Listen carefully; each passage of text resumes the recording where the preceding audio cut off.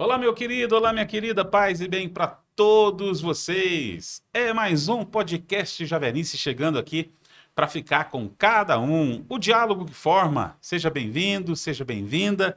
Que alegria receber você aqui nessa terça-feira ou no dia que você estiver assistindo, né? Aí no seu smartphone, no seu computador, na sua televisão, porque já virou hábito, né? Graças a Deus. Virou hábito sentar ou parar um pouquinho para refletir, para assistir o podcast que tem só essa pretensão, ser um bate-papo edificante para a sua fé, para a sua caminhada cristã, para a vida no Espírito, que é a nossa vocação. Então seja bem-vindo, seja bem-vindo, você de longe, você de perto, você que já é da comunidade Javenice há muito tempo, você que é amigo nosso, você que está chegando agora, é isso que conta. Porque o bate-papo hoje, a prosa hoje, é boa. Gente, a prosa é boa, porque a gente tem convidados especiais. Um é convidado, né? O outro não, o outro é daqui. Então, assim, quando ele fala assim, quero ir no podcast, tem que estar aqui no podcast, porque ele tem sempre algo a dizer para todos nós. E o convidado especial ele já está ficando freguês, né? A gente já pode até cobrar a taxa dele, tá? A gente pode cobrar pedágio dele aqui já. Não, nós estamos preparando para receber na comunidade. Ou Sim. laçá-lo para trazer aqui. Tata, boa noite. Boa noite. Boa noite, Fernandão. Boa noite, Marcão. É, Boa noite, Tatá. beleza. Boa noite, né? Ou bom dia, depende da hora, Depende. a hora, né? Você sabe que em Bueno Brandão, aqui na nossa diocese, tinha uma rádio, que eu não sei se ela existe ainda, mas tinha um locutor lá que, sem sacanagem de número, começava o programa dele assim: Bom dia, Brasil, boa noite, Japão. Ele imaginava que alguém fosse estar assistindo. Mas é muito bom ter você aqui, viu? Uma alegria estar aqui, gente. Uma alegria ter você conosco no podcast e, como o Tatá falou, sempre conosco aqui na comunidade. Amigo é para essas coisas mesmo. Um bate-papo bastante edificante, porque hoje a gente vai falar de um assunto que nós gostamos muito, né? Nós que estamos empenhados. Eu sei que o Tatá tem, assim, uma paixão por esse tema de hoje. Monsenhor Mauro também tinha, né? Que é a evangelização, né, Tatá? É que a grande ação nossa, né? O nosso agir é evangelizar, né? Tatá Nossa não... vocação. Tem jeito de imaginar um cristão que não evangeliza? Não, não tem jeito. Não tem jeito, né? Não tem jeito. Porque a evangelização é o testemunho da vida cristã. Né? A pessoa pensa que evangelizar é ensinar alguma coisa. Não, evangelizar é testemunhar a vida de Cristo, a vida que nós vivemos em Cristo. Reproduzi-la, né? E fazer Refleti-la. acontecer com os outros também. Exatamente. É isso aí. Fernando, você entre nós. Olha, gente, eu já posso falar isso, rapaz. Ó, entre nós aqui na mesa, você é o mais novo de idade. Você é um caçulo de idade, mas já com uma boa caminhada de fé, uma boa caminhada cristã. Como é que você foi evangelizado? Conta pra nós. Como é que o Fernando foi evangelizado? Marcão, eu nasci de uma família já toda católica, né? Uma família que, tanto da parte de pai quanto da parte de mãe, vieram do sul da Bahia, descendo, né? Até chegar no interior do Paraná. Nossa. Tanto por parte de pai quanto por parte de mãe. Inclusive da mesma região. Meu pai tinha 10 anos de idade quando ele veio da Bahia para o Paraná. E minha mãe é nascida no Paraná, mas meu avô também era da mesma região. E eles se casaram, foram morar em Curitiba. Eu nasci ali, meu irmão mais velho, minha irmã. Né? Até interessante, tem muita gente que não sabe na comunidade, né? Mas o meu irmão já pregou aqui na comunidade, Hoje, é amigo da comunidade, Graças a Deus. que é o Ricardinho, que era coordenador do Ministério Jovem da Renovação. Primeiro Ministério Jovem. Isso aí. Então ele esteve aqui. E a história da nossa evangelização, porque nós éramos católicos nominais, né? Um catolicismo bem sem vergonha, né? Sincrético. Vamos falar assim, o mesmo, comum, né? Comum, né? A gente ia na missa quando dava, né? Nos finais de semana, porque nós trabalhávamos todos num bar, numa mercearia, e às vezes não dava, enfim. Até que meu irmão, convidado por duas amigas, ele vai a um grupo de jovens, fundado por uma comunidade de aliança chamada Sopro do Espírito, uma comunidade da diocese de Jacarezinho, a cidade de Quatiguá. Um dos jovens da comunidade foi estudar em Curitiba e começou um grupo de oração jovem chamado Renascer em Cristo. E em 1996 o meu irmão entrou naquele grupo de oração alcoólatra, porque ele já com 17 anos já tinha uma vida de dependência do álcool. O Ricardinho? Ricardo. Uma dependência do álcool terrível, uma vida totalmente destruída na sua afetividade, na sua sexualidade. e ele sai 2 horas depois, batizado no Espírito Santo. Jesus o sacudiu de uma maneira que em poucos meses nós vimos a transformação. Eu lembro de ver meu irmão chegar em casa com o rosto brilhando. Algo tinha acontecido. E aí o comportamento, tudo isso começou a reverberar, né? A experiência foi reverberando no modo como ele falava, no modo como ele se vestia, as pessoas que o cercavam, o modo como ele passou a tratar meus pais, o modo como ele passou a me tratar. Tanto é que meses depois ele me convida porque o grupo ia começar um seminário de vida no Espírito Santo. Olha a importância aí. E aí eu fui com 12 anos, eu entrei naquele grupo. E a primeira coisa que me impactou foi o fato de os jovens eram todos mais velhos, mas nenhum deles me tratou como criança. Você tem 12 anos, mas você, né, senta e participa e ouve a pregação. E eles me trataram de igual para igual. Eu amei aquilo. E ali eu comecei a ouvir que Deus havia amado o mundo de tal maneira que havia dado o seu único filho para que todo que nele crê não pereça, mas tenha vida eterna. Ali eu comecei a ouvir que a maior desgraça que podia acontecer na vida de um homem era o pecado, porque o pecado o afasta do seu fim último, que é Deus. E a notícia mais terrível, todos pecaram e todos, portanto, foram banidos, afastados da glória de Deus. E o grito do apóstolo São Paulo foi meu grito: quem me livrará desse corpo de morte? Então, aquele anúncio foi... Cada palavra que ia sendo pregada ia me colocando nesse estado de crise, né? Mesmo tão A novo. palavra crise no grego, mudança, né? Então o Espírito Santo foi me metendo em crise e eu fui... E agora? E aí veio o anúncio mais poderoso. Deus amou o mundo. Olha só. Né? Jesus assumiu a nossa condição, tomou sobre si todos os nossos pecados, os meus pecados, e todo o decreto que havia sido escrito contra mim, ele cravou na sua cruz. Ele derramou o seu sangue, ele espoliou o nosso inimigo, colocou ele numa situação de vergonha e nos deu vida nova. Eu fui ouvindo aquilo com 12 anos e aquilo foi entrando no meu coração, na minha vida, me enchendo de um modo que eu falei, tá, e agora? Qual é a minha resposta a esse Jesus? Crê no Senhor Jesus. Crê no Senhor Jesus. Será salvo você, a sua família. Crê e confessa que Ele é o Senhor. Então eu fui sendo guiado por aquela pregação até que chegou um momento do seminário que foi marcante. Eles disseram para mim, olha, semana que vem nós vamos rezar para que todos aqui fiquem cheios do Espírito Santo. E aí o condutor apontou na minha cara e falou assim, você sabia que você pode ficar cheio do Espírito Santo? Criou a expectativa. Marcão, Tatá, eu fiquei a semana inteira, eu lembro, eu tinha 12 anos de idade, eu falei assim, Jesus, se eu posso, então me enche. Se é possível, me enche. E eu ficava, e esse sábado, que era todo sábado, o sábado não chegava. E eu esperando aquele sábado, não chegava o bendito do sábado. Até que chegou. Os primeiros 5 minutos, os irmãos, nós mal entramos, nós cantamos uma canção que era muito cantada naquela época, né? Que era Jesus em tua presença aí. Só para te adorar, fazer teu nome grande. E depois disso nós cantamos um hit da década de 90. Eu navegarei. E eu fui cantando aquilo e desejando aquilo de todo o meu coração. De todo o meu coração. De repente, por misericórdia de Deus, eu comecei a tremer. Eu comecei a chorar. Coisa que faço com frequência até hoje. Normal. E comecei a tremer, comecei a chorar, senti um calor. E eu comecei a rezar de um jeito que eu nunca havia rezado. E eu comecei a rezar em línguas. Eu fui batizado no Espírito Santo com 12 anos de idade. Naquele momento, a música já tinha acabado e eu continuava de mãos levantadas, em lágrimas, sentindo um calor e falando em línguas. Numa experiência legítima. E aí eles me tiraram para fora, fui pro... que estava atrapalhando a reunião já, me colocaram lá no fundo, me puseram as mãos. O que estava acontecendo? Para resumir, o Espírito Santo estava dizendo para o meu espírito que eu sou filho. E filho amado, né? E eu estava dizendo Abá, Pai.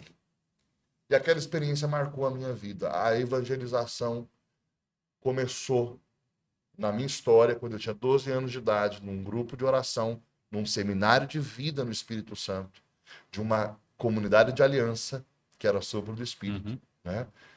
E esse impacto do ficar cheio. E depois nós começamos a caminhar dentro de um grupo de oração da comunidade AME, que o Tatá conheceu muito bem, porque ele ia com frequência pregar em Curitiba, né? As lideranças da nossa comunidade, a Justina, a Clemair, o Eliude, esses irmãos todos caminharam na ofensiva junto com o Tatá. Mas olha que coisa interessante que ele falou, Tatá. Ele escutou uma pregação, ou seja, um anúncio. Tatá, o anúncio do evangelho, ele faz toda a diferença, Sim, não é? o anúncio do evangelho é diferente do ensino do evangelho. E o pessoal precisa entender isso. Uma O coisa é anúncio. anúncio, que é o arranque. Você não precisa compreender muito, você tem que aceitar aquela verdade que te é colocada. Aham. E esse é o anúncio. Eu não tenho que explicar, eu tenho que falar que Jesus é nosso Senhor, que Jesus morreu na cruz para nos salvar. Esse é um anúncio e eu tenho que tomar uma atitude em relação a essa notícia. Eu aceito ou não aceito. A partir daí as coisas começam a acontecer.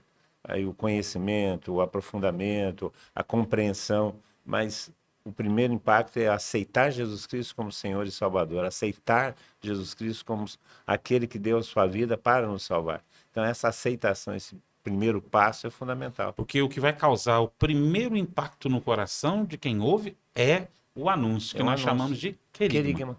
Marcão, Querido. eu já vi, eu já tive oportunidade, acho que né, até peço desculpa para os irmãos da comunidade se eu vou fazer o Tatá chover no molhado aqui, mas assim como você fez essa pergunta para mim, eu queria que o Tatá pudesse contar de novo como que foi para ele, porque eu lembro, impactou muito minha vida quando o Tatá me contou que ele subiu um monte com a Bíblia numa mão e um livro de filosofia existencial na outra. Mas você já tinha sido evangelizado antes disso, Tatá? A minha história eu fui aluno de colégio interno dos padres salesianos, né, Aonde? em Lorena. Lorena? Eu sou de Cruzeiro. Sim. Né? Uhum. Então eu fiz meu primário foi no oratório festivo de Cruzeiro dos Salesianos. Dos Salesianos de Cruzeiro eu fui para fazer o colégio interno em Lorena dos Salesianos. Aham. Daí eu conheci o Padre Jonas quando o Padre Jonas era clérigo, não era tá. estudante de filosofia. E depois que eu vou saber quem é o Padre Jonas. Que Então, eu achava, inclusive, que só existia São João Bosco, não tinha outros. Não tinha nenhum outro santo? E só tinha padre salesiano, não tinha padre de outra congregação. Então, Lá você foi evangelizado lá na eu fui escola. evangelizado, eu Aham. conhecia tudo. Tá, daí eu pensei em ser padre durante um ano, pensei em entrar no seminário salesiano de Lavrinhas. Que legal. Na época de moleque. Depois não, depois eu me desviei, fui. Aham. E aí quando eu tive a experiência de Deus, quando eu fui para um encontro, meu irmão pregou esse encontro e me provocou, eu fui para a roça do meu tio e peguei a Sagrada Escritura, fui para o pasto e falei com o senhor, olha, isso que me anunciaram é verdade da minha vida ou não é mais? Então, se o senhor quiser, me toma. Né? E eu tive uma experiência de Deus. Eu me lembro que era antes do almoço, um pouco antes do almoço, quando isso aconteceu, eu me lembro de ter retomado quase à noite, Então você subiu o monte para rezar ou para para tomar meditar? decisão Para na tomar vida. uma decisão na vida. Com a Porque- palavra de Deus e com a filosofia. A filosofia, o que eu ia fazer? Eu gostava de Hermann Hesse, eu sou Existencialista. existencialista. E tudo. Nossa. Porque na época era aquele esotérico, aquela A visão. fase do esoterismo, né? Aquela Isso. coisa. Martin Heidegger, essa turma Isso, toda. Sartre. Sartre, nossa Nossa Senhora. Senhora, Sartre. parecido, hein? Deus te livrou, hein? O pessoal tomava chá de fita Pois nessa época. Né? E você sobe um monte lá, você tem uma experiência de Deus. Seu irmão mais velho já tinha tido essa experiência. Meu irmão, ele que me levou a fazer o repique, que era um encontro. Ah, no Repique. Um repique. Um encontro, Aonde, Tatá? eu fiz o repique em Brasópolis, Ah, em Brasília. Seu irmão mais velho era o Sérgio. Sérgio. Aí o Sérgio já tinha tido essa experiência, te levou, e ela, de certa maneira, provocou você a tomar uma decisão na vida. Tomando decisão. E foi aí um encontro que faz você mudar realmente a sua vida, um encontro com Cristo. Você considera que essa experiência foi um batismo no É um Espírito? batismo do Espírito Santo. Isso é interessante porque nós estamos falando de uma experiência de cursilho, praticamente. É, É cursilho, E né? digamos que não tinha ninguém mediando isso, né? Isso é muito Não, interessante. eu fui fazer o repique por provocação do meu irmão e fui para provocar o meu irmão. Por quê?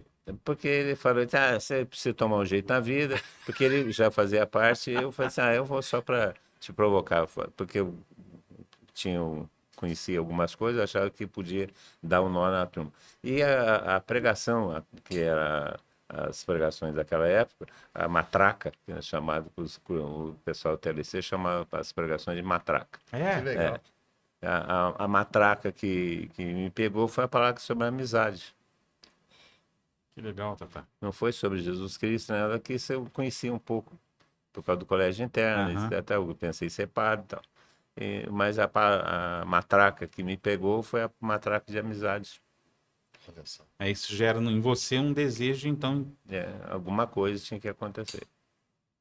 Aí eu fiquei encabulado, aí saí do repique, incomodado, fui decidir minha vida. Fui para casa, para Isso chácara foi do meu aonde, tio. lá em Itajubá? Em Itajubá, na chácara do meu tio, no bairro, onde hoje em dia é a casa da Igreja de São José, a casa de retiro da Igreja de Ah, São aquela.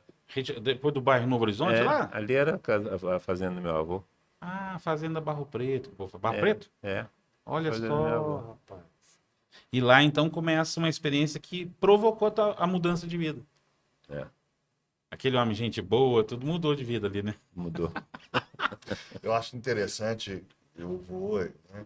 Porque a primeira vez que eu escutei, eu fiquei impressionado com isso, porque o Tatá conta, né? E colocou aqui de modo resumido, que ele subiu logo após o almoço, E só quando estava escurecendo ele desceu. mas ele só percebeu que desceu quando ele chegou lá embaixo, porque ele não lembra Não, o não, trajeto. não lembro.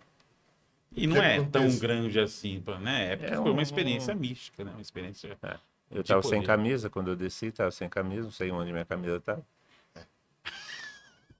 Ah, que legal. Isso Pô, fantástico. É o poder da palavra. A palavra impactou o Tatá e ele foi atrás. É isso mesmo. Quando a gente se abre a provocação que Deus faz na vida da gente, isso muda, né? É por isso que nosso Senhor pede que todo mundo anuncie o evangelho, porque todo mundo precisa ser provocado pela pessoa de Jesus Cristo, né? E é isso que a igreja tem feito ao longo desse tempo. E o Tatá tocou num assunto, Fernando, que é muito importante, porque catequizar seria o fazer discípulos. Sim, Talvez a gente tenha visto muito mais essa insistência de discipular do que de anunciar o evangelho. É claro que não se pode fazer uma em detrimento da outra. As duas são necessárias. Se no evangelho de Marcos pede que a gente anuncie o evangelho a toda criatura, no outro evangelho nós vemos a insistência de anunciar, mas de fazer discípulos. As duas coisas estão juntas. Nós vemos que houve-se uma defasagem, mas a igreja, ultimamente, sobretudo por causa do Vaticano II, ela insiste no anúncio do evangelho, Fernando. O Marcão, o próprio cardeal Raniero Cantalamessa, ele fez uma pregação em 2012, num congresso do Renovamento. Deram a ele um tema que a gente ama, né? Jesus Cristo é o Senhor. E aí Raniero Cantalamessa começa a falar da insistência da pregação apostólica em conduzir as pessoas à confissão do senhorio de Jesus. E aí ele começa a dizer assim que a confissão, ou seja, a declaração do cristão não é eu aceito Jesus como meu salvador, como algumas realidades cristãs hoje gostam de pregar e dizer você precisa aceitar Jesus como seu salvador. Você não vê isso em nenhum texto da Escritura. E nenhum texto da Escritura manda aceitar Jesus como salvador. A Escritura diz que é necessário que você confesse Ele como Senhor, e essa é a confissão dos salvos. Uhum. Essa é a confissão de quem teve um encontro. E aí, Raniero Cantalamessa diz que depois, passado aí os primeiros séculos, a igreja começa a pressupor que, porque já está na comunidade cristã, né, já vamos partir para o ensino propriamente dos rudimentos da fé. Santo Agostinho fala isso. Exatamente. Então, assim, já começa com a parte catequética pressupondo a confissão de que Jesus Cristo é o Senhor, né? E isso, nós vamos carregando isso ao longo dos séculos com assim, momentos pontuais de sopros do Espírito, onde nós vamos ver pregadores, movimentos de pregadores que voltam com essa necessidade de conduzir as pessoas a uma experiência de Jesus Cristo como Senhor. É o que nós vamos ver, por exemplo, nos monges missionários, São Patrício, São Bonifácio, São Cirilo e Metódio, quando eles vão lutando contra aquela situação das invasões bárbaras, evangelizando os bárbaros. Nós vemos de novo a pregação apostólica surgindo, e inclusive com o mesmo poder dos apóstolos. Carismas, manifestações do poder de Deus. Isso reaparece de novo no movimento mendicante. Então nós vamos ver São Domingos de Gusmão, São Francisco de Assis e os filhos desses espirituais, desses irmãos, né? São Pedro Nolasco, São Bernardo de Claraval. De novo a pregação. Passa mais um período. Jesuítas, São Francisco Xavier, São José de Anchieta, Santo Isaac Jogues. E esses homens que foram pelo mundo pregando, e assim por diante. Nós vemos que o Espírito Santo revitaliza nestes nossos tempos, por meio do mover carismático, a necessidade, e isso, portanto, é característico nosso. Nosso, né? Deve nos caracterizar, pregar isso, né? Mas existe um risco que a gente tem visto agora. Então, essa popularização da evangelização, popularização nesse sentido de tornar uma coisa tão comum, mas houve uma banalização disso aí, de tal forma que hoje em dia o anúncio do evangelho, o querigma anunciado com poder, ele se tornou como se fosse uma técnica, como se fosse uma parte da oração. Então, você faz isso, agora pede batismo do Espírito Santo, e aí vai embora para casa. Aí, semana que vem, você volta, faz isso, pede batismo do Espírito Santo e volta para casa. Como se fosse uma ferramenta, um meio, né? Não, como se fosse uma dinâmica de um grupo. E não como se fosse a causa do grupo. A própria causa. Porque há uma troca. Enquanto o batismo no Espírito Santo é uma experiência, não é um conteúdo intelectual, é uma experiência, então a formação é secundária em relação ao anúncio principal, e houve uma inversão. Então se coloca a formação como fundamento de uma experiência, e não é a formação que é o fundamento da experiência. O fundamento da experiência é a experiência em si. E nós tivemos também, isso é um fato, eu já ouvi o Tatá, eu provoco, você vem junto e Marcão. Nós tivemos, esse é um fato também, né? A declaração de Jesus Cristo é o Senhor, o grito Jesus Cristo é o Senhor, é fruto de alguém batizado no Espírito Santo. E quando você tenta desassociar o batismo do Espírito Santo do querigma, né? E isso, de um modo... eu vou ser bem específico, né? Quando surgiu aquele belíssimo movimento de evangelização, Evangelização 2000, né? Quando ele surge, por exemplo, e lá nos Estados Unidos, em 87, se celebra um grande congresso.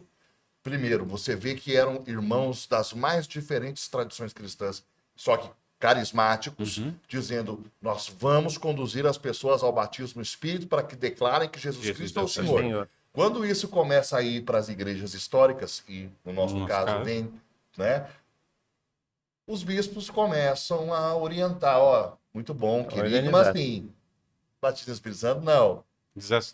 Dissociando os dois. Infelizmente, aí houve a Evangelização 2000, que veio no meio da renovação carismática. Nós tivemos uma reunião em Brasília que rachou a renovação carismática com a Evangelização 2000. porque nós não queríamos abrir mão da pregação do batismo no Espírito Santo. A Evangelização 2000 achava que o batismo no Espírito Santo não se encaixava porque era uma coisa própria da renovação e não da evangelização. Imagina. Então, aí nós estávamos em Brasília, saiu metade da equipe, veio para cá, ficou na Evangelização 2000, e metade da equipe ficou para cá, ficou na Renovação Carismática. Isso lá em Brasília, no encontro, na reunião, no lugar onde a gente fazia a reunião. Estava lá o Sebastião Bernardino, a turma que era da Evangelização 2000, que saiu da Renovação para fazer a Evangelização 2000 e pregar o querigma sem batismo no Espírito Santo. Então, é isso que eu ia perguntar, exatamente isso. Porque aí, quando a Evangelização 2000, né, experimenta esse distanciamento da renovação carismática, ela só vai usar o querigma como uma ferramenta, então. Só o anúncio, o batismo no Espírito Santo não era colocado, aliás, foi retirado. Então, vai ter isso teve uma influência, inclusive, na renovação, porque nós vamos ter um período da renovação que o batismo no Espírito Santo era uma dinâmica e não era a razão de ser aquela reunião. Nós nos reunimos no começo para quê? Para experimentarmos o batismo no Espírito Santo. E a partir daí a vida no Espírito. Então essa experiência fundamental passou a ser uma dinâmica de um grupo. E não a experiência. E na Evangelização 2000 no começo foi retirado, porque isso é próprio dos carismáticos, que não é da Evangelização 2000. O grande esforço dos pioneiros, né? E o Tatar é um grande conhecedor disso. Gente, essas coisas que eu estou falando aqui, eu aprendi aqui. Então, é simples. Né? Eu estou só reverberando. Né? Você vai ver logo no início da década de 70, o grande esforço dos pioneiros é demonstrar que o batismo no Espírito Santo é parte constitutiva do tesouro da nossa tradição católica. Então você vai ver, por exemplo, o Dom Killian MacDonald e o Padre George Montague. Eles vão escrever Iniciação Cristã e Batismo no Espírito Santo. Um calhamaço. Que é uma pena de não encontrar mais. Né? Nem sempre encontra isso mais. É raro. Tem que ser xerox. Certo, só xerox. Nós estamos falando de... Né, os dois padres, eles juntaram padres do Oriente e do Ocidente. 7 séculos de padres do Oriente e do Ocidente para a tese do livro. Dizer que o batismo no Espírito Santo era liturgia pública e era normativo.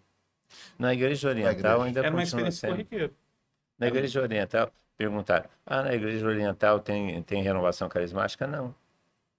A renovação carismática ela surge aqui para retomar o que a Igreja perdeu, a Igreja Ocidental perdeu.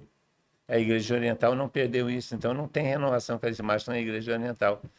Porque o batismo no Espírito Santo, a experiência do Espírito, é normativo, é comum, faz parte do próprio processo da Igreja Ortodoxa. Interessante. Eu conheci, Tata, lá nos Estados Unidos, justamente porque eles acabam vindo para o Ocidente e não tem como eles não serem empapados da realidade, né? Eu conheci grupos ortodoxos que acabaram fazendo a experiência de batismo no Espírito Santo. Os ortodoxos que têm as suas igrejas aqui no Ocidente. Isso, exatamente. Então, hoje tem os judeus messiânicos até, e tem os ortodoxos que... Mas aonde aconteceu? Na mesma cidade que aconteceu com a gente, em Pittsburgh. Uma paróquia ortodoxa grega que fez uma experiência de batismo no Espírito e tocou. Mas é estranho, né? Você dissociar a experiência do Espírito Santo com o anúncio do Evangelho, porque você tem aqui, é como se fosse assim, ó, eu estou construindo uma casa, é como se eu tivesse condições de erguer a casa sem o cimento, eu mantenho só os tijolos. Mas o que vai dar a liga entre eles? O que vai dar a liga do anúncio do Evangelho? É a experiência com o Espírito que vai produzir o posterior. A adesão a Cristo como Senhor e, consequentemente, o desejo de ser discipulado. Você está falando uma coisa importante.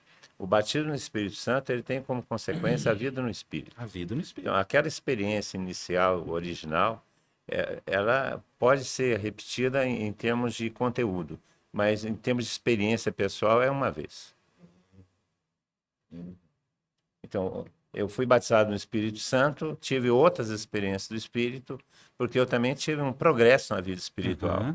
Então, eu tive outras experiências do Espírito, mas aquela primeira experiência, aquele impacto inicial que me arranca, que me coloca essa é uma vez. Então, o que tem acontecido, que eu tenho visto? O pessoal quer repetir esse arranque. Como se fosse esse arranque ou o batismo no Espírito Santo. Não. O Como batismo no se- Espírito Santo é uma consequência, é uma coisa consequente. Como se fosse possível em todo grupo de oração eu Então, receber o batismo do Espírito Santo. Fazer a mesma experiência. eu de faço a seguinte comparação. Eu sou casado, eu tenho 2 filhas. Tá? Então, eu sou casado com a Tânia. Há 50 anos. Há 50 anos. Sou casado com a Tânia. Então, a primeira vez que eu beijei a Tânia foi uma coisa extraordinária. Eu fiquei bobo, saindo na rua falando para todo mundo que eu tinha beijado a Tânia, que naquela época era uma coisa difícil também.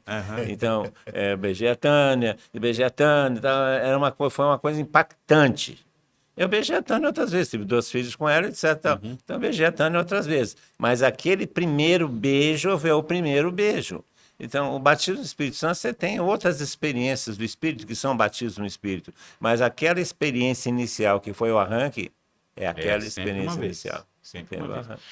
Então, aquilo que a gente já escutou na boca de outros pregadores, que ela é, então, uma repressão do Espírito, Sim. ou seja, é uma continuidade. O batismo no Espírito Santo começa te empurra na vida no Espírito. Isso é o batismo no Espírito Santo. Então, o que tem acontecido hoje em dia, eles querem reproduzir o primeiro beijo. A cada reunião, reproduzir o primeiro beijo. Não se reproduz. O primeiro é o primeiro. Então, o batismo no Espírito Santo tem um primeiro arranque, um primeiro impacto, uma primeira experiência que é contínua. E você não repete a emoção, a experiência que você tem da primeira vez. Ela é um começo, não é um começa e acaba, começa e acaba, começa e acaba. Pode experimentar uma reação. É uma consequência. Uma vez que você é batizado no Espírito Santo, você começa a caminhar no Espírito. E essa experiência e o caminhar no Espírito é o batismo no Espírito. Isso. Eu acho que existe uma. A gente tem que lutar contra um reducionismo mesmo, sabe? Quando se fala do batismo no Espírito Santo. Essa é uma pergunta que básica, e eu sei que aqui, graças a Deus, na comunidade, é tema constante de pregação, é tema constante de conversa. Batismo no Espírito Santo. Faz parte do dia a dia nosso. É uma coisa. E de fato, nós nunca vamos esgotar. Nunca. E até as crianças comentam sobre isso, batismo no Espírito Santo. Porque, de fato, assim, qual é a ideia reducionista, né, hoje que nós temos? O que é o batismo no Espírito Santo? Né? Na cabeça de muitos. Motivo pelo qual vão dizer isso é coisa dos carismáticos. É você ter uma série de sensações físicas e ter uma série de manifestações, também essas físicas, que aí você diz, fui batizado no Espírito Santo. Né? É lógico que essas coisas são lindas, são maravilhosas. Deus sabe que nós somos seres humanos e, portanto, ele usa o dado antropológico para poder marcar a gente. Exatamente. Então, tudo aquilo que nós vemos, sentimos, pensamos, ou seja, tudo aquilo que entra pelo sentido sobre forte impacto emocional, e aí já está, a neurociência está explicando isso hoje, né? Tudo isso gera em nós crenças profundas que vão nos sustentar ao longo de toda a nossa vida. Então, Deus, que conhece o homem, permite que a primeira experiência seja assim acompanhada. Mas, ora, batismo no Espírito Santo não é isso. Né? Sempre aquela definição do padre Herbert Michelin, né? Ele fala experiência crítica e de sentido. Sim. Você sabe. Mas só você sabe. Só você Que a sabe. experiência do outro é do outro. Do outro. O outro sabe. Exatamente. E ela vai ter uma consequência. Vai ter consequência. O batismo no Espírito Santo leva a vida no Espírito. São duas coisas que andam juntas. A Javenice, ela tem a nossa identidade. É isso aí. No nosso estatuto fala claramente Batismo isso. Batismo e vida no no Espírito. Espírito. Porque uma coisa leva a outra. Porque se você ficar no batismo do Espírito Santo como experiência de impacto, a experiência inicial, o tempo inteiro, você cria um modismo. Aquilo que a gente chamava um tempo atrás de adrenalina carismática. A gente Adrenalina precisa carismática. sempre dela. Dopamina. Isso, Dopamina. E não é o batismo no Espírito Santo, ele autêntico, se existe essa expressão, o batismo no Espírito Santo, ele leva a pessoa à vida no Espírito. Exato. Então é uma experiência contínua, não é um momento, não é um impacto, é uma experiência contínua. Porque você experimenta o Espírito e continua experimentando o Espírito a partir da primeira experiência. Agora, isso que o Tata está acabando de falar, Marcão, isso, isso é para um grupo na igreja? Não, é para Isso é para a igreja. toda a igreja. Gente, isso é normativo. Por isso que os padres falam, normativo. Se Isso. você lê lá o rito de iniciação cristã de adultos, quando você olha as disposições que a igreja espera ver para que alguém saia do catecumenato e entre naquele período chamado de purificação e iluminação, antes de receber os sagrados mistérios, né? Na noite da vigília pascal, nós falamos do rito de adultos, vai dizer assim, para que alguém saia disso e possa ser admitido, tem que demonstrar, tem que ser verificável o quê? A mudança da mentalidade, a mudança dos costumes. A igreja procura os sinais de alguém batizado no Espírito Santo. É isso que a igreja está procurando. Então, Ô, Fernando, lembra de novo, fala pra gente o nome do livro mesmo. Batismo no Espírito e... iniciação cristã e batismo no Espírito Santo. Iniciação cristã, batismo no Espírito Santo, Keeler MacDonald E George Montague. e George Montague. Se você encontrar esse livro em sebo, meu filho, Compra. compre.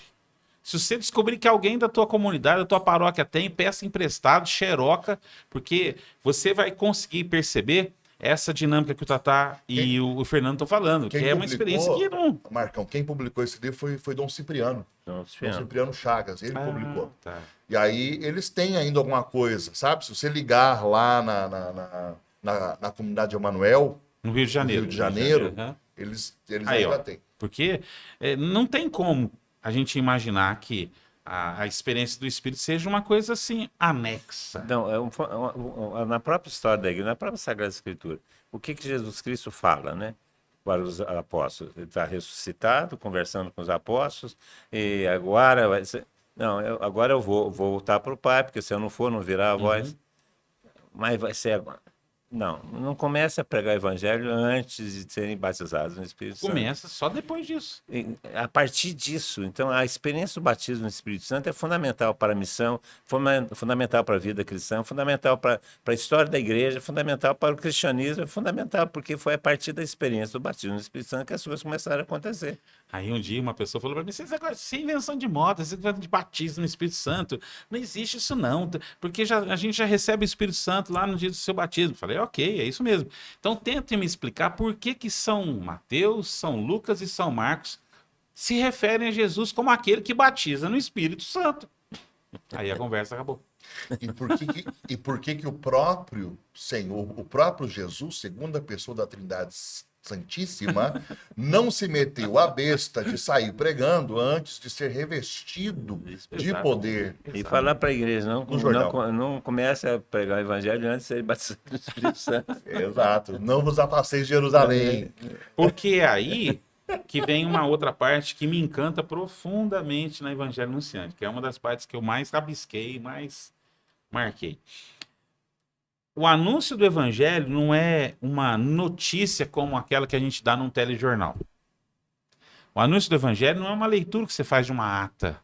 O anúncio do Evangelho é a exposição, é a revelação, é a comunicação de uma pessoa que está viva no meio de nós. E essa comunicação ela é acompanhada de sinais.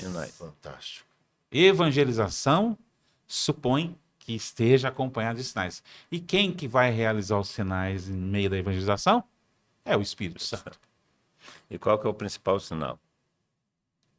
Principal sinal da evangelização. Da efusão do Espírito. Que todos se submetam a Jesus Cristo como Senhor. Conversão. Conversão. Querido. É interessante, né? Porque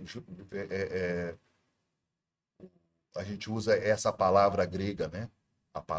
Essa palavra querigma. Uhum.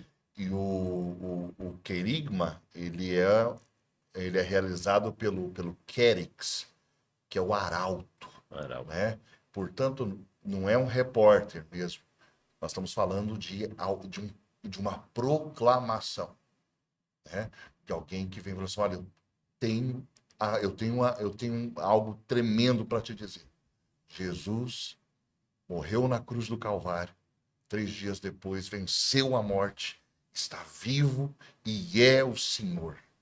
Essa declaração, essa proclamação, quando, né, é a proclamação realizada pelo mesmo Espírito que ressuscitou Jesus dos mortos, agindo naquele que proclama e agindo naquele que ouve a proclamação, porque a fé vem pelo ouvir essa palavra. Então, a pessoa tem um encontro. Nós podemos dizer que aquilo que os sacramentos realizam na economia sacramental, que é tornar presente Deus, e aí a Eucaristia é o Santíssimo Sacramento, porque é a presença, né? Mas podemos dizer que os dons carismáticos têm a mesma finalidade. Exatamente. Tornar Deus presente, presentificar. Portanto, no querigma acontece uma presentificação. O Cordeiro Pascal, naquele dia que você está ouvindo aquela pregação, no meu caso, ali naquela tarde de sábado de 1996, Jesus, o Cordeiro Pascal, se apresentou. Sou eu. Impactando, mudando a sua vida. Tem as consequências. Tem as consequências. O anúncio do evangelho coloca a igreja numa atitude de permanente trânsito. A igreja não para, né? É dando a fé que ela cresce. Mas como é que, né? E como é que a gente faz a diferenciação entre evangelização e missão? Como é que a gente pode diferenciar as duas coisas? Para que as pessoas entendam. Porque muita gente fala assim, mas eu não prego. Então, se eu não prego, como é que eu vou anunciar o evangelho? Se eu não prego, se eu não sou pregador, como é que eu posso estar em missão? Acho que se a gente pudesse diferenciar para elas a evangelização e a missão, seria importante. Olha, eu tô com um texto aqui que eu acho que é sumamente importante, é esclarecedor para essa distinção, que é a carta que Paulo escreve aos Efésios, né? Que a comunidade ficou o ano todo, né? O ano passado, em cima dessa carta. Efésios capítulo 4, a partir do versículo 11, aqui o apóstolo Paulo, ele diz assim, olha, a uns ele constituiu apóstolos, a outros profetas, a outros evangelistas, pastores, doutores. Ele cita 5 ministérios carismáticos. Para o aperfeiçoamento dos cristãos, a finalidade, para o desempenho da tarefa que visa a construção do corpo de Cristo, ou seja, a comunidade edificada, ela tem esses ministérios como basilares, né? Até que todos tenhamos chegado à unidade da fé e do conhecimento do Filho de Deus, até atingirmos o estado de homem feito, a estatura da maturidade de Cristo. Quando a gente olha para esses 5 ministérios, a gente faz uma pequena distinção entre eles. Eu não vou ir em todos, mas vamos pegar 2 que para nós que é importante para essa conversa. Aqui fala de apóstolo, né? E nós sempre temos que considerar o termo, a terminologia apóstolo, desde as 2 grandes colunas da ação do Espírito, hierárquica e carismática. Quando a gente fala no nível hierárquico, são os 12. Os 12 e ponto final. Mas a Escritura não chama só os 12 de apóstolos, né? Paulo é chamado de apóstolo. Apolo é chamado de apóstolo. Mulheres são chamadas de apóstolo no Novo Testamento. E isso, para nós, não nos gera nenhum tipo de crise.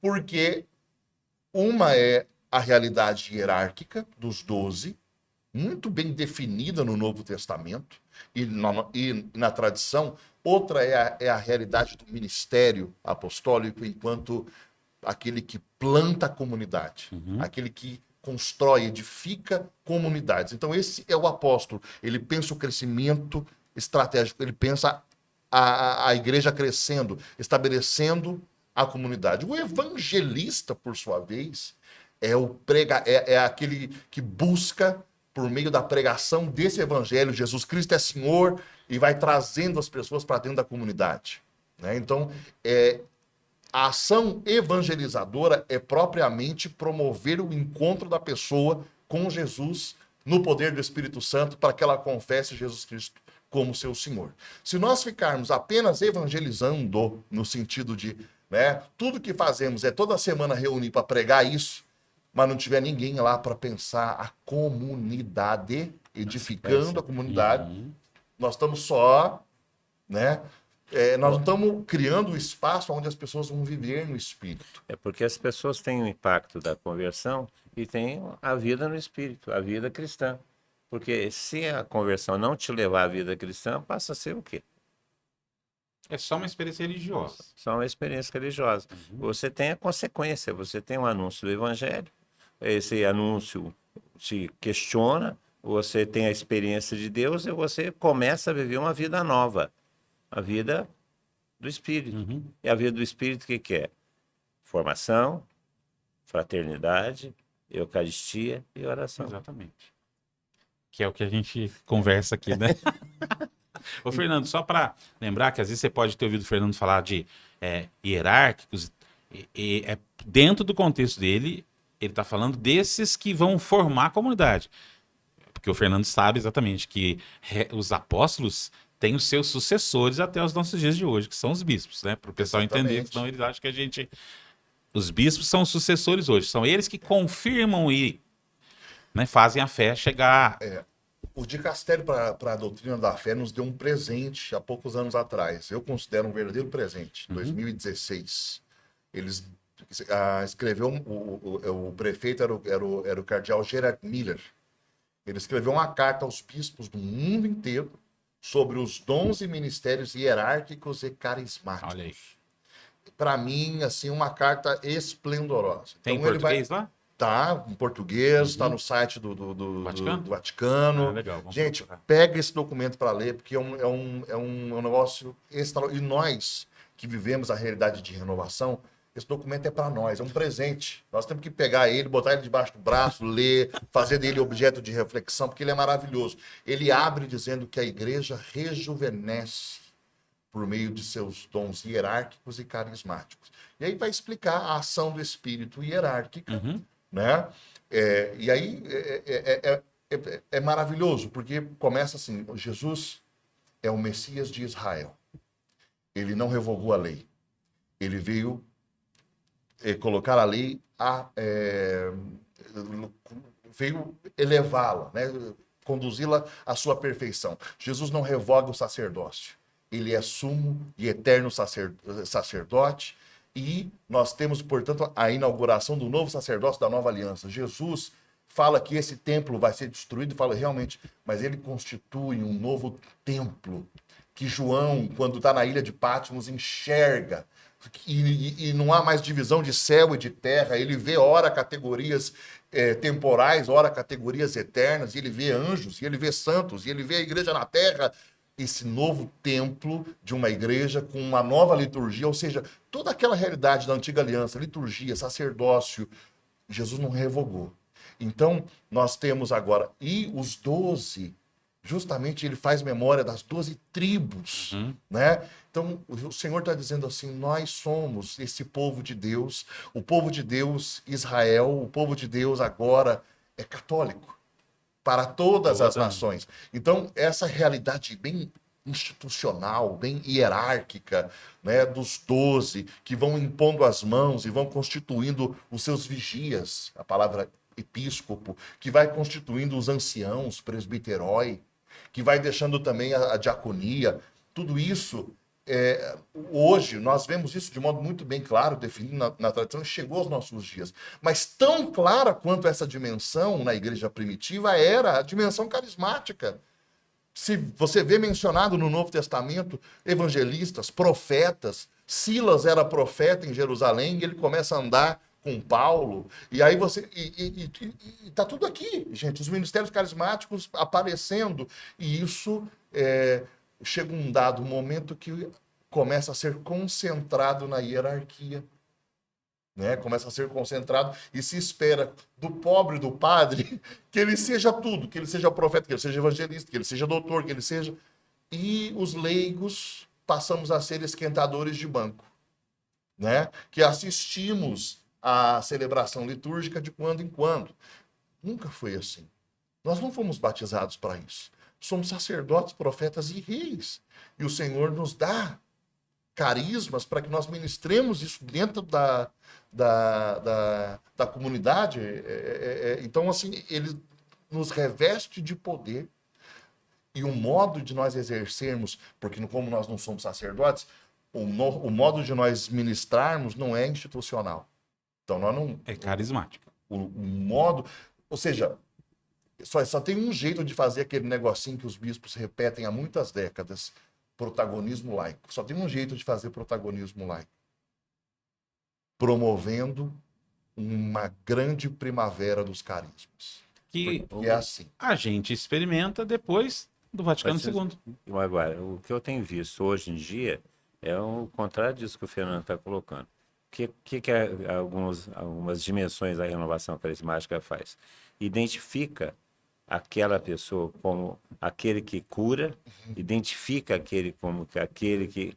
E o que é comum, quer dizer, o carisma comum A todos. é o batismo, é a língua, é o dom de línguas. Ah, é verdade. Alguns curam, alguns profetizam, alguns... Tem palavras de ciência, mas o dom comum a todos. É o dom de línguas. Nossa. Quer dizer, nós criamos uma hierarquia. Uma hierarquia de carisma. É uma hierarquia de carisma. Aqueles que exercem aquele carisma. E o carisma é uma manifestação do Espírito. Então, aonde está o Espírito? Então, eu não sou proprietário do dom. O carisma se manifesta em mim, mas eu não sou proprietário dele. E o carisma se manifesta onde o Espírito está.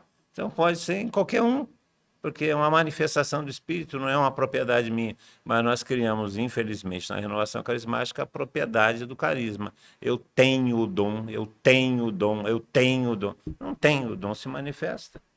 Aliás, nenhum dom é da pessoa, né? É dom do Espírito. Ele se manifesta. Ele não, eu não tenho, eu tenho o dom de línguas. Não tenho. O dom de línguas se manifesta em você. Eu tenho o dom de profecia. Não tenho. O dom de profecia se manifesta em você.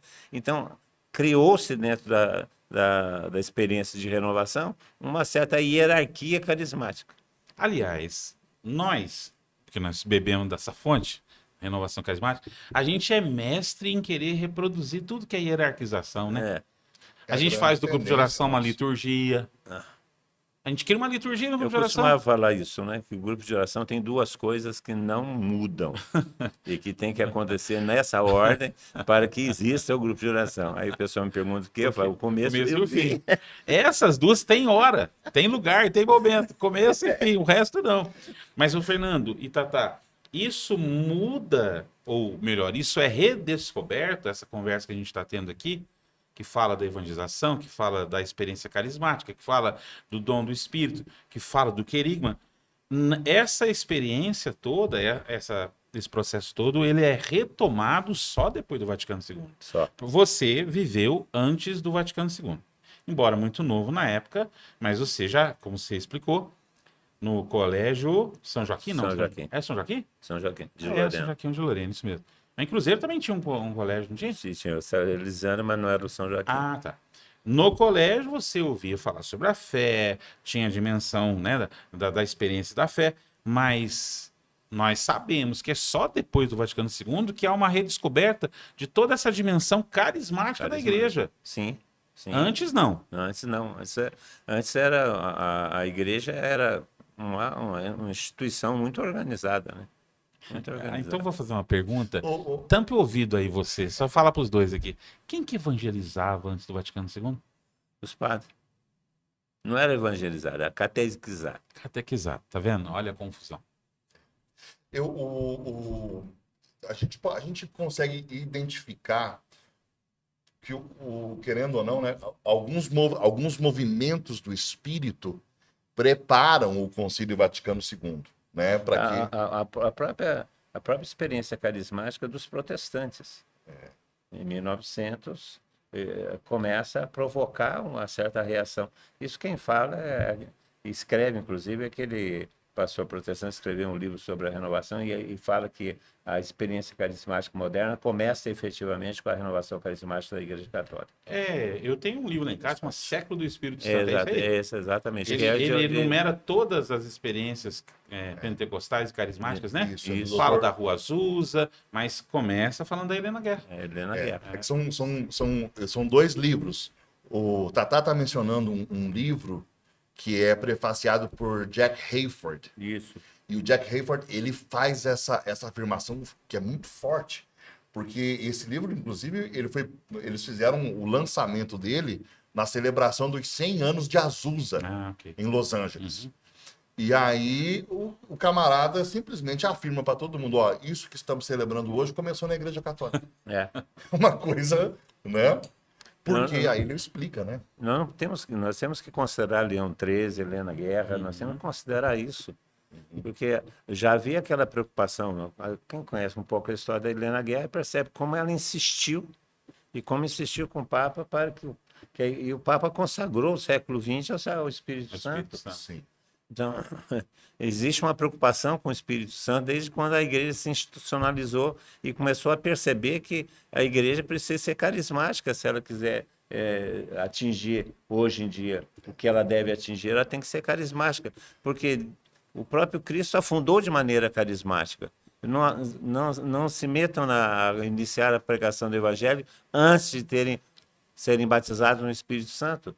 Então, o batismo do Espírito Santo é normativo para a igreja, é normativo para a vida cristã. Jesus Cristo fez o querigma, anunciou o Evangelho, discipulou e só depois conferiu o poder para que isso começasse, né? Ó, antes do Concílio Vaticano II, a gente consegue identificar, por exemplo, a existência de confrarias, mas sempre ligadas aos institutos de vida religiosa. Sempre. Okay. Então, você tem as confrarias, você tem aquilo que a gente chama hoje de ordens terceiras, né? Mas, assim, quando começa o despertar do laicato, né? A igreja se torna católica. Movimento o primeiro grande movimento, o movimento da ação católica. Na Itália, né? França, Itália, mas ainda assim, é o leigo ativo, mas ativo aonde? Ativo lá na sociedade. Naquela confraria, irmandade, sociedade. Isso, ativo na sociedade. Que bom. Então, aí o padre vai lá, confere a vida espiritual, prega, para quê? Para que você possa ser político, para que você possa ser... Então, assim, ainda pensando, né, o leigo ainda é daqui para fora. Né? Não, daqui para dentro, não. E a mentalidade também que graças a Deus está começando a mudar um pouco. A igreja via a evangelização como uma sacramentalização, levar as pessoas ao sacramento. Sim, é claro que os sacramentos para nós, que somos católicos sobretudo, tem o seu papel e é importante. Nós não vivemos sem Eucaristia, não. Então, a questão do sacramento para nós é fundamental, mas a evangelização não é para levar ao sacramento no primeiro passo, a evangelização é para levar a adesão a Jesus Cristo no primeiro passo. O sacramento vai te levar à perseverança dessa vida que você assumiu. Você comunga depois que você confessa Jesus Cristo como Senhor. Exatamente. E você confessar Jesus Cristo como Senhor é resultado da evangelização. Perfeito. Aí nós vemos logo como fruto dessa ação católica o Cursílio de Cristandade, né? Ou seja, antes do concílio. E aí o Cursílio eminentemente, aí sim, laical e leigos pregando querigmaticamente. E aí esse movimento impacta a Igreja Católica no mundo todo, se espalha. Daqui que vai sair depois o caminho neocatecumenal, daqui que vai sair a renovação carismática católica. Né? Isso é algo interessante. E nós temos o São José Maria com o Opus Dei, tudo isso vai preparando o concílio. Mas a grande profecia, né, de dizer assim, olha, todos vocês são chamados à santidade, todos nós somos chamados à evangelização, foi o Concílio Vaticano II, o grande Pentecostes. E provocou duas correntes. O Concílio Vaticano II provoca a renovação carismática e o Concílio Vaticano II provoca a teologia da libertação. A gente pode falar que o concílio provoca a teologia da libertação? Sim, porque o concílio também é uma preocupação de inserir o evangelho na Na sociedade, vida social. de dar uma resposta social para a transformação do mundo. Nós não podemos falar a teologia da libertação como uma coisa diabólica, vamos falar assim. Não, é a deturpação do que a teologia da libertação propunha, do que ela propõe, e sim, como também a própria deturpação do que a renovação carismática quanto experiência carismática propõe. Então, o conselho tem uma preocupação social e tem que ter essa preocupação social porque é fruto do evangelho. E a experiência do Espírito é uma preocupação também existencial para a igreja, porque é a pregação do evangelho. Há duas coisas aí, então. É uma retomada daquilo que é preocupação do Leão XIII, Sim, A doutrina social. né? Na Rerum Novarum, mas ao mesmo tempo, como o mundo vivia uma mudança radical na cultura, Divino Ilude Munus. você começa a ter também a influência desse pensamento social na vida religiosa, Sim. que aí inverte. Talvez por isso que o Papa Francisco, São João Paulo II, Papa Bento XVI também, insistiram em falar da teologia da libertação dentro da doutrina social da Dentro da igreja. doutrina social da igreja. Né? O que acontece com a teologia da libertação hoje em dia é uma deturpação disso, que se tornou uma ideologia e não uma teologia. Com alguns aspectos a gente vê que é uma preocupação muito mais ideológica do que religiosa. Como acontece também com a própria renovação carismática. A renovação carismática se tornou um modismo em alguns aspectos e não uma experiência do Espírito. Uhum. Entendi. Havia um grande desejo por parte da igreja de dialogar com... Que é isso, né? A grande preocupação da igreja em todo o tempo é como é que eu posso pregar o evangelho ao homem de hoje. Sim. Então, que a vida da igreja na sociedade seja relevante, seja significante, né? Tem maior dor do que simplesmente a sociedade dizer assim, olha, porque uma sociedade que pelo menos enxergue a igreja como um problema e lute contra ela, é terrível. Mas pior do que isso é quando a sociedade diga assim, olha, vocês existindo ou não, porque vocês não fedem nem cheiram. E isso é terrível, né? Então, para que nós não sejamos irrelevantes e insignificantes, houve essa postura de dizer, nós precisamos dialogar com o homem de hoje. Essa postura do Concílio Vaticano II é simplesmente extraordinária. Tem gente que critica isso, que nós deveríamos manter uma postura de alienado, combate, uma postura apologética a todo o tempo. A grande verdade é a seguinte, o Concílio Vaticano II, né, ele não pode ser, a gente nunca pode esquecer que ele é o 21º, né? Nós não podemos achar que ele é o único e que não aconteceram 20. Ou seja, a igreja que viveu Trento não tem medo de viver o Concílio Vaticano II. Uhum. Não, aliás, o Concílio Vaticano II é possível por causa de Trento. Exatamente. Isso é fantástico. João XXIII, que convocou o concílio, ele era professor de história da igreja e a paixão de João XXIII era Trento. De um modo muito especial, porque ele é da região ali de Milão, o modo como o Trento foi aplicado ali foi exemplar. Porque existe uma coisa que é o concílio, existe outra coisa que é a aplicação do concílio. E algumas dioceses fazem muito bem, outras padecem. E João XXIII era encantado pelo modo como na sua diocese, séculos atrás, o Trento foi bem vivida. E ele diz, assim como houve um processo de renovação por meio de Trento, que possamos viver nós um processo de renovação. Ou seja, a inspiração do Concílio Vaticano II é Trento. E vocês falando, eu fiquei pensando assim, como existe uma tentação a criar duas visões sobre o Vaticano II nos dias de hoje. A visão progressista do Vaticano II, que a ideia é só como se o concílio relativizasse tudo o que a igreja disse até então. Certo? Sim. E a outra, que de certa maneira anetematiza, ou seja, demoniza, cria um asco ao Vaticano como se ele fosse a ruptura com tudo que a igreja ensinou. E vem o Bento XVI, e vem João Paulo II e fala que de maneira nenhuma o Concílio Vaticano deve ser lido numa hermenêutica de continuidade, numa hermenêutica de você tem que entender ele como consequência de tudo que a igreja ensinou até ali. Porque a igreja vê a necessidade de falar com o homem, de se aproximar do homem, mas não de mudar ela em vista do homem, mas de aproximando-se, Sim. o homem poder aproximar-se de Cristo, porque esse é o objetivo da igreja, né? E aí tem 2 documentos que vocês poderiam comentar, que conhecem muito mais do que eu. A Evangelho Nunciandi e a Redentores Missio. Esses 2 documentos, eles falam de evangelização e de missão, Sim. né? O Evangelho Nunciandi São Paulo VI, São Paulo VI. Redentores Missio São João Paulo II.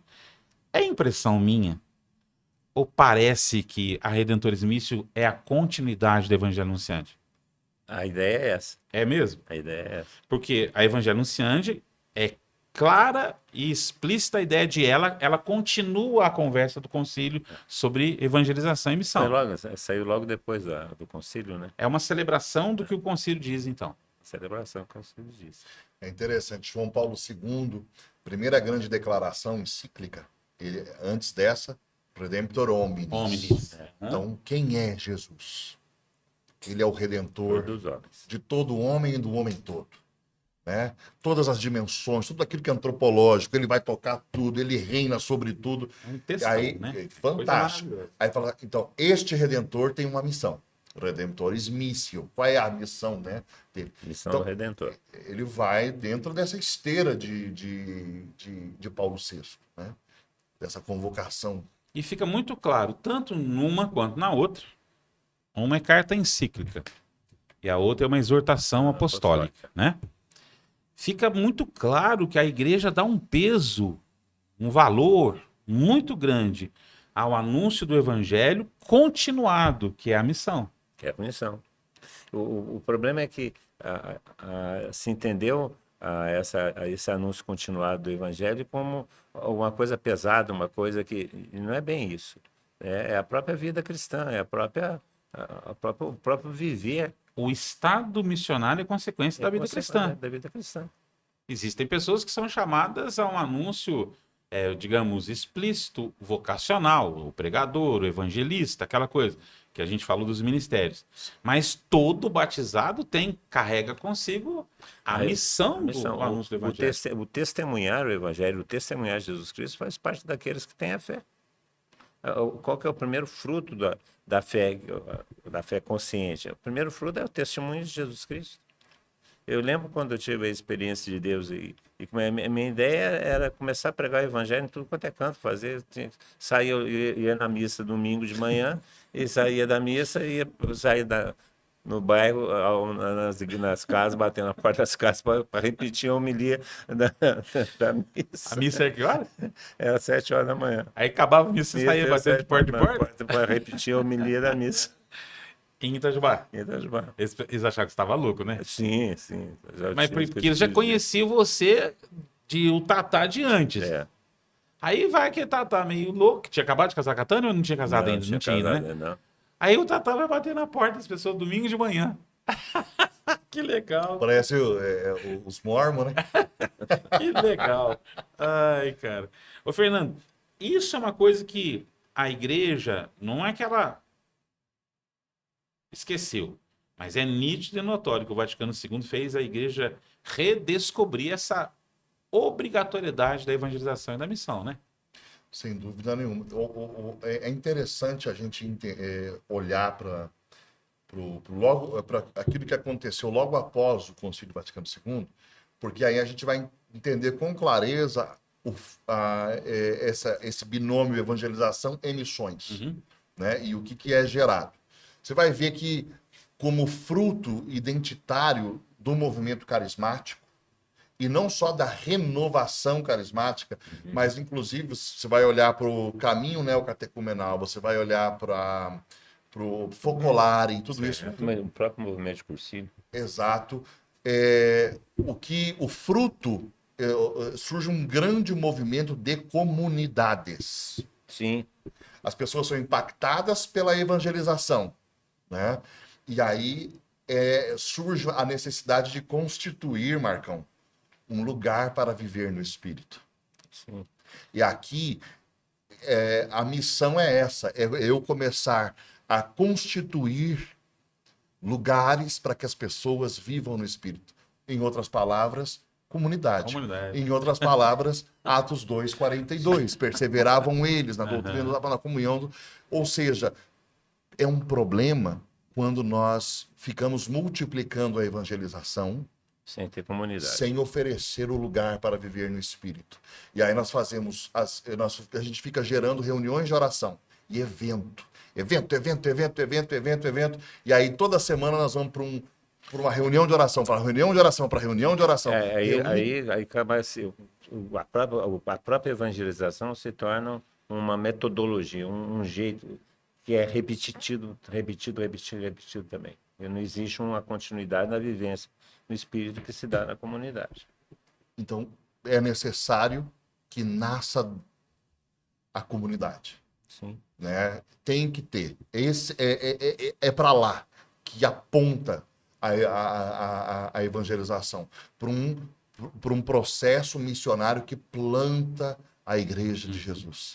Então, nesse aspecto, duas pessoas muito próprias para falar disso. Então, é nesse aspecto que a renovação carismática deixou a desejar. Quando nós falamos... Porque não foi para a comunidade. Quando nós começamos a falar sobre comunidades de renovação, isso o Fernando lembra um pouco depois disso, foi um estrago, porque isso não entrava na cabeça da liderança da época. Falava que a renovação carismática foi um movimento para gerar grupos de oração. E os grupos de oração é o primeiro passo para as comunidades. Os grupos de oração tinham que se tornar comunidade para dar continuidade à experiência carismática que a renovação propunha. Porque a experiência do Espírito tem que levar necessariamente à vida comunitária. Então, quando começamos a falar sobre comunidades de renovação, houve uma reação muito grande, inclusive da estrutura de igrejas no Brasil. Tanto que o livro Renovação Carismática, Comunidades de Renovação Rumo ao Novo Milênio, foi colocado... Foi tirado de circulação. Foi tirado de circulação. Aquele que é da editora Santuário. Da editora Santuário. Por causa que ela propunha uma comunidade como resposta da renovação. E a renovação se tornaria uma rede de comunidades. E não uma rede de grupos de oração, mas uma rede de comunidades. Porque o ser cristão é estar em comunidade. Eu conheço muita gente que participa de grupo de oração em outras dioceses, sabe? Pessoas conhecidas minhas. E é exatamente essa a deficiência. Vão para lá, participam de uma atividade religiosa, se esforçam, têm um desejo de servir ao Senhor, viver a vida de santidade, mas não tem um posse, porque tudo para ali. É como se eu estivesse usando o grupo de oração só como uma ferramenta de motivação religiosa. Aí, por conta disso, o grupo de oração tem que ter um impacto toda vez que ele acontece para poder gerar essa perseverança. Então, ele apela cada vez mais para o sentimento, para a experiência emocional, para se manter... Para manter a freguesia. Para manter a freguesia. Nós temos, logo ali no início, e olha que extraordinário, né? A própria história, quando a gente revisita, nós vamos ver como Deus fez as coisas. Nós temos lá, como é que nasce a renovação americana? E de lá vai se espalhando, né? Porque nós sabemos que tem sopro no mundo inteiro, mas o marco inicial, lá, a partir do final de semana de Duquesne, qual é a gênese do negócio? Nós temos um jovem chamado Steve Clark, que em 62 vai para o México durante a Semana Santa e conhece o cursilho. Faz o cursilho e ele descreve o que ele viveu lá como um batismo no Espírito Santo. Ele foi sacudido. Volta para a universidade onde ele estudava, Notre Dame, e organiza o primeiro cursilho de Notre Dame em 63. Um grande grupo faz uma experiência de conversão. Os jovens... O sistema americano é esse, né? Você manda cartas para as universidades, você é admitido e vai morar no campus. Então, você tem as repúblicas, e essas repúblicas vão constituindo associações estudantis. Então, você tinha lá a Associação Lambda, a Associação não sei o quê. O Cursilho Nascente se utiliza das associações e vai criando associações estudantis. Então, você tem a Associação Antioquia, a Associação Quirô, a Associação... Todos... E eles, antes de se falar de renovação, por causa da experiência do Cursilho, eles começam a falar: nós queremos viver Atos 2:42. Nós queremos viver tudo em comum. Porque eles já têm ali a vida... Né? Mas olha que interessante. Ele organiza 63, 64, 65 ele organiza, e o Ralph faz a experiência de batismo no Espírito Santo. Os dois ficam enlouquecidos com Jesus, vão fazer um retiro em Nova Jersey e fazem a entrega, a submissão da vida deles a Jesus e assumem a coordenação da oficina, né, do escritório do Cursilho, e começam a pregar as experiências do Cursilho por todo o país. Leem o livro A Cruz e o Punhal, eles falam em outras línguas, identificam que eles já estavam experimentando aquilo. O Ralph já tinha orado em línguas no quarto. Ele já estava experimentando aquelas coisas. Inclusive, achou estranho demais, ficou com medo do que ele estava vivendo. Mas leu sobre e falou, bom, e ficou observando. Em 66, eles pregam para a Associação Antioquia, em Pittsburgh. Os 3 professores de Duquesne estavam lá, pegam um livro, organizam 67 do Duquesne, derramamento do Espírito Santo. Tudo aqui, até agora eu só falei de Cursilho. Em Duquesne não nasce nenhuma realidade eclesial. Cursilistas foram batizados no Espírito Santo. É isso que nós temos aqui. Em agosto de 67, organiza-se um primeiro congresso sobre renovação. Quem organiza? Cursilho. Ralph Steve. Aqueles participantes. Aonde? Lá em Notre Dame. Qual é a primeira realidade eclesial que nasce? Uma comunidade. Exatamente. A comunidade Palavra de Deus em Ann Arbor. Depois, a segunda realidade, outra comunidade. Comunidade People of Praise, em South Bend. As duas comunidades começam a fazer as conferências de renovação, e aí eles organizam uma equipe de serviço, aí nasce a renovação carismática. Olha que Primeiro comunidade. Como movimento eclesial surge depois. Bem depois. Aqui no Brasil, isso eu participei, eu vi. Como é que foi? Padre Haroldo, com o Padre Eduardo. O Padre Eduardo fala sobre a experiência que estava acontecendo nos Estados Unidos. Que ele tinha feito que primeiro. ele tinha feito primeiro. E o Padre Haroldo fala, eu vou levar isso para dentro do TLC. Porque ele precisava de um segundo passo no TLC, porque os jovens chegaram no TLC, chegaram a uma certa altura do conhecimento e não tinham o que fazer. Então ele pega aquilo que o Padre Eduardo trouxe dos Estados Unidos, aquele material, e propõe como um aprofundamento do TLC. E organiza a primeira reunião para o aprofundamento do TLC em Campinas, em 1969, cujo coordenador desse encontro é o Reinaldo Bezerra, que era do grupo do TLC do Reinaldo Bezerra, essa reunião. Aí é onde acontece o batismo no Espírito Santo. Então, o Padre Haroldo continua fazendo a experiência do Espírito como um elemento de perseverança do TLC e dos cursos de conversão.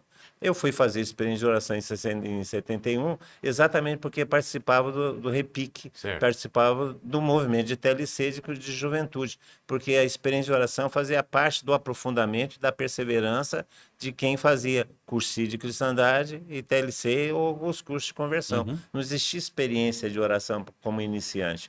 Existiam os cursos de conversão e você era levado a experiência de oração para batismo no Espírito Santo como uma forma de perseverar naquele caminho que você estava tendo.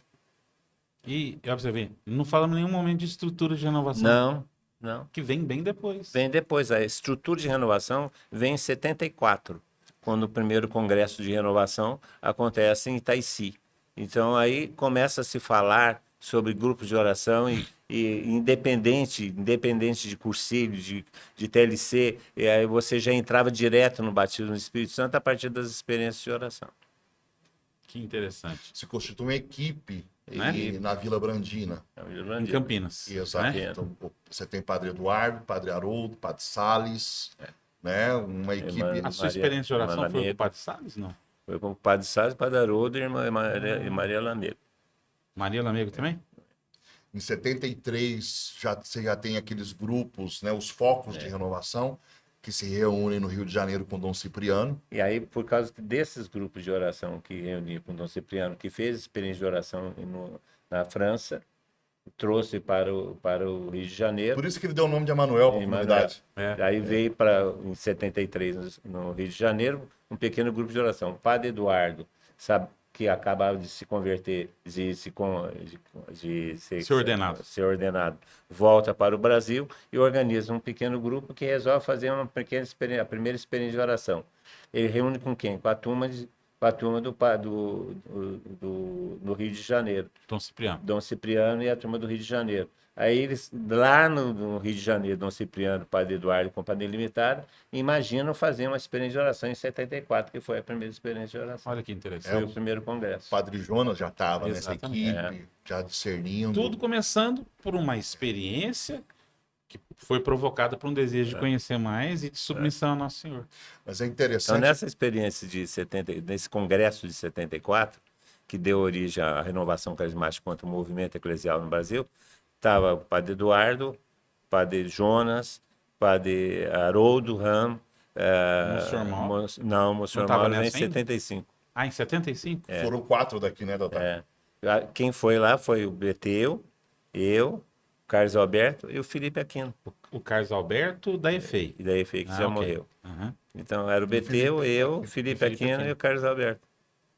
E aí, nesse congresso, 74, é ali que já se expressam as linhas da renovação ou só no de 75? Não, só em 75. Ah, ok. Só em 77 aqui.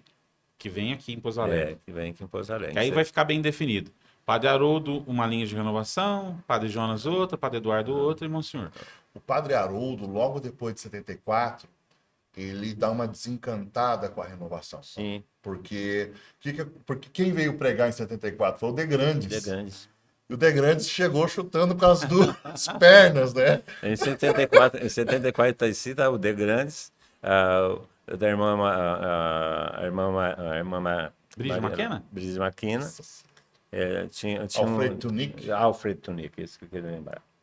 Alfredo Tunic. Quem que era Alfredo Tunic? Era um monge, um dominicano. Dominicano não, é Acho que era monge beneditino. beneditino. Um Pregador? pregador. Que Pregava legal. sobre Nossa Senhora. E aí, porque o Padre Haroldo, Marcão, ele tinha muita resistência com a questão dos carismas. Ah, ok. Ele queria, ou seja, ele falava de batismo no Espírito Santo, pregava batismo no Espírito Santo. Muita gente foi batizada no Espírito Santo por causa Sim. das pregações dele, mas quando chegava no tema dos dons, ele era muito mais teórico. Não, a experiência de oração que ele pregava era muito interessante. Ele falava sobre os frutos do Espírito Santo, eles chamavam de profecia. Uma profecia de meia hora, 40 minutos. A profecia de carismas era 15 minutos. Aí você vê. E aí tem um choque do Padre Haroldo com o Padre Eduardo. Sim.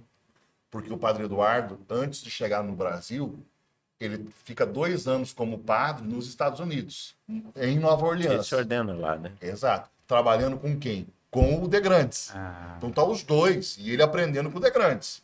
E os dois ministrando junto. Ele chega no Brasil e vê o negócio e fala assim, gente, eu quero trazer um amigo meu. E eles rezam a respeito disso em 73 e vão, escutam Deus e falam assim, não, nós sentimos que é de Deus. E aí o Padre De Grandes chega daquele jeito, né?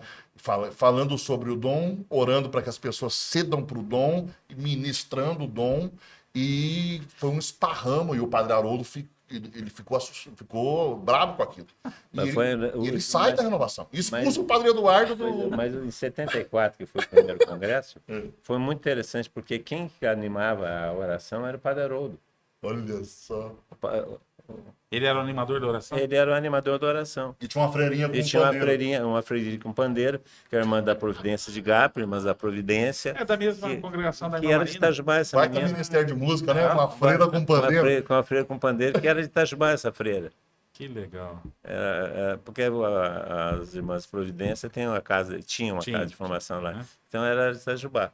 Então era a freirinha e o Padre Haroldo sendo o animador de oração. Esse foi o primeiro congresso. Conversa é boa, mas olha, fala pra vocês, a gente podia ficar 3 horas aqui que o negócio ia ferver. Ô João Paulo, Acho que o programa tinha que chamar assim, ó. Programa não. O tema de hoje tinha que chamar Evangelização, Missão e a Experiência do Espírito Santo. Legal. Bom Entendeu? tema, bom tema. Acrescenta aí, porque é isso mesmo. Porque você viu como ó, a gente falou de evangelização, falou de missão e do que a experiência do Espírito Santo provocou. Marco, eu acho que só para a gente ser justo, quando a gente fala dessa questão do passo para comunidades que não foi dado, poxa, logo quando começam a surgir as comunidades de aliança, em primeiro lugar, na cabeça dos irmãos, nunca houve uma distinção entre o movimento e as comunidades. Não existia Nunca, isso. nunca. Então, era sempre a mesma coisa. E a pregação de Padre Jonas, que marcou era Deus quer comunidades. No Brasil inteiro ele saiu pregando. Deus quer comunidades. E isso foi espalhando. Não há no mundo um país com o número de comunidades que nós temos no Brasil. De Não matriz há. carismática. Mas é uma Não há. coisa estranha. O Padre Haroldo sai pregando Deus quer comunidade. Eu lembro Padre desse Jonas. momento. O Padre Jonas começa a pregar Deus quer comunidade. Quando a renovação carismática se abre essa realidade de comunidades, a própria renovação carismática com outro movimento se fecha a ela. E começa a criticar as comunidades. E é um racha. Dá um racha. Então, a renovação carismática quanto movimento eclesial se julga proprietária da graça do batismo no Espírito Santo. E aqueles que não são da renovação carismática não podem ser batizados no Espírito Santo. E antes que alguém jogue isso nas costas do Tatá que está afirmando isso, quem falou isso categoricamente foi Papa Francisco. Ele falou. Ele falou da alfândega do Espírito, ele falou da divisão entre o movimento e comunidades, motivo pelo qual Criou ele o CAS. dissolve os serviços e cria um novo CAS. serviço, desejoso disso.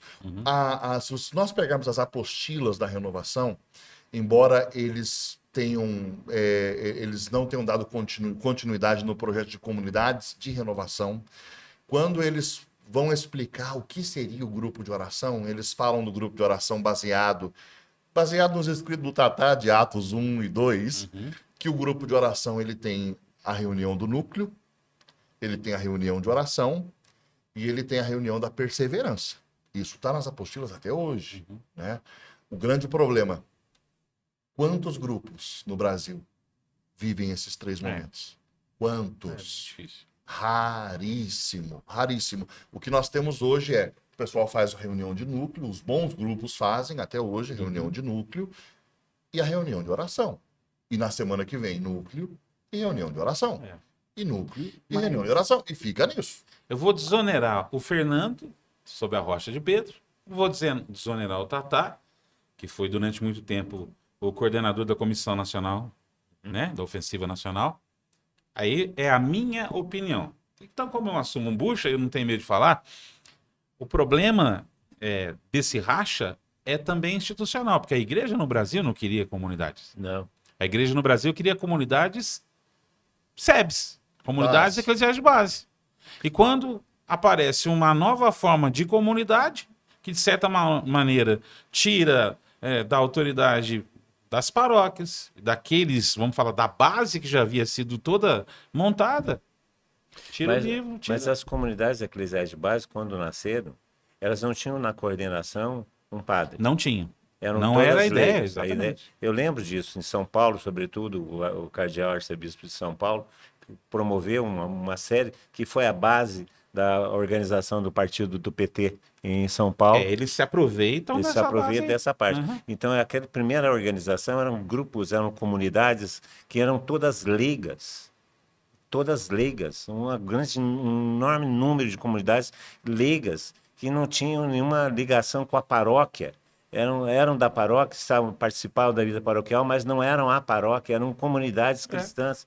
E aí, infelizmente, foi manipulada, as comunidades eclesiais de base se tornaram clericalizadas, porque quem que preside a comunidade eclesial de base?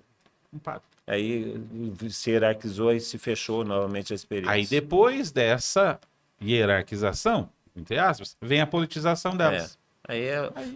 Quando a base do partido político se fez nas comunidades eclesiais.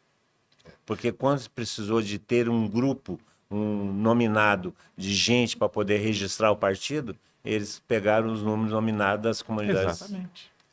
Eu acho, assim, fica muito claro quando a gente... Ó, embora eu me sinta muito... Eu me sinto praticamente membro da comunidade, tá? Eu me sinto. Para nós. Sabe? Mas eu lembro a primeira vez que eu vim na comunidade. Eu lembro.